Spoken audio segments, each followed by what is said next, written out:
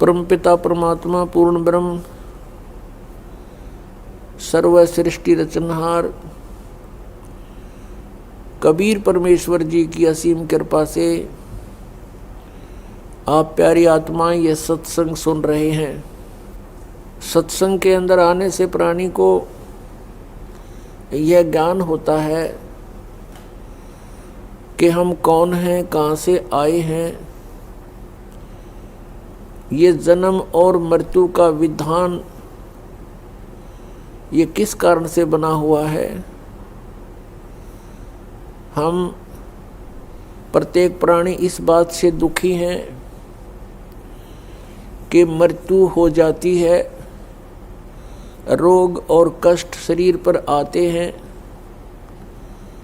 और हम इन्हीं के भय से, इन्हीं के बचाव में आजीवन लगे रहते हैं और मृत्यु भी होकर रहती है और कष्ट भी आ ही जाते हैं। जब तक हम सत्संग नहीं सुनते तब तक हम उसी व्यवस्था को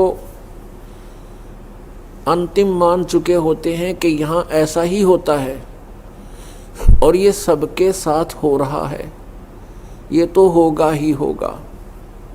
बस इसी आधार से हम फिर आगे सोचना बंद कर देते हैं।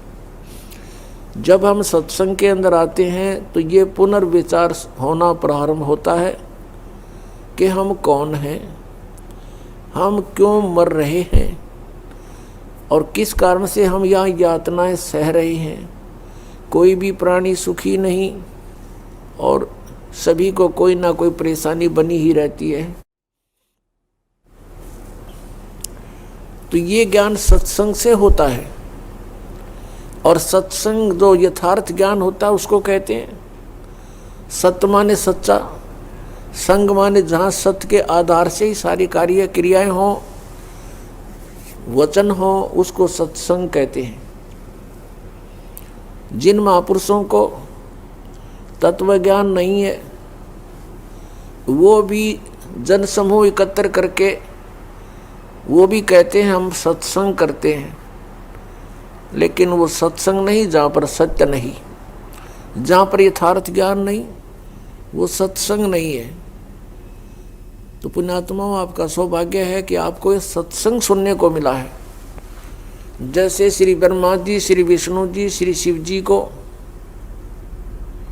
जो अजरो अमर बताकर सत्संग किया करते थे, कहते थे इनके कोई माता पिता नहीं, इनकी जन्म मृत्यु नहीं होती, ये सर्वेश्वर हैं। वो सत्संग नहीं था, भले ही वो सत्संग के नाम से दुनिया को इकट्ठी करते थे।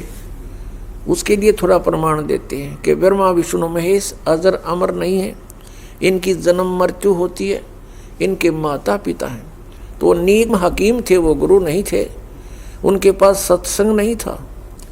देखिएगा श्री मद देवी भागवत गीता प्रेस गोरखपुर से प्रकाशित है। इसके संपादक हैं हनुमान प्रसाद पोदार, चिमन लाल गोस्वामी। प्रकाशक एवं मुद्रक हैं गीता प्रेस गोरखपुर, गोविंद भवन कार्यालय कोलकाता का संस्थान। इसके 123 पृष्ठ पर सारा कंसेप्ट क्लियर हो जाता है।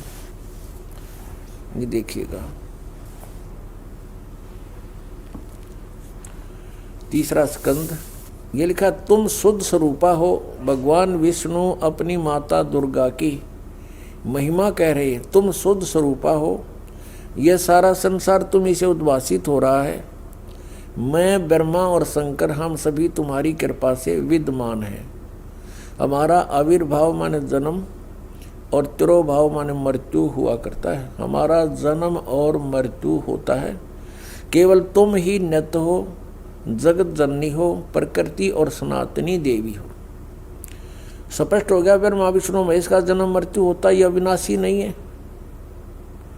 और दुर्गा को प्रकृति भी कहते हैं, ये भी याद रखना। भगवान शंकर बोले, देवी यदि महाभाग विष्णु तुम्ही से प्रकट हुए हैं तो उनके बाद उत्पन्न होने वाले ब्रह्मा भी तुम्हारे बालक हुए। फिर मैं तमोगुणी लीला करने वाला शंकर क्या तुम्हारी संतान नहीं हुआ? अर्थात मुझे भी उत्पन्न करने वाली तुम ही हो। शिवे, संपूर्ण संसार की सृष्टि करने में तुम बड़ी चतुर हो।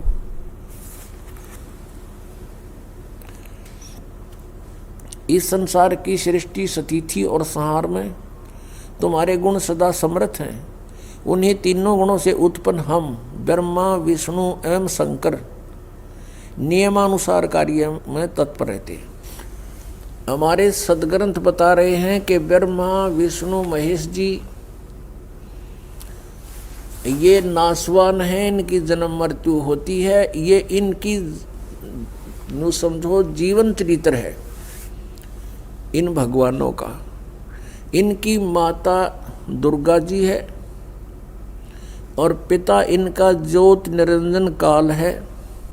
और ये स्वयं स्वीकार कर रहे हैं कि हमारा जन्म मृत्यु होता है, आप हमारी माता हो, दुर्गा को कह रहे हैं।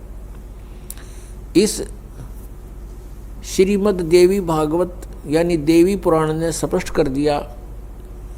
नंबर 1 ब्रह्मा, विष्णु, महेश नासवान है। नंबर 2 दुर्गा इनकी माता है। रजगुण ब्रह्मा, सदगुण विष्णु, तमगुण शिव जी। ये तीसरा कंसेप्ट क्लियर किया।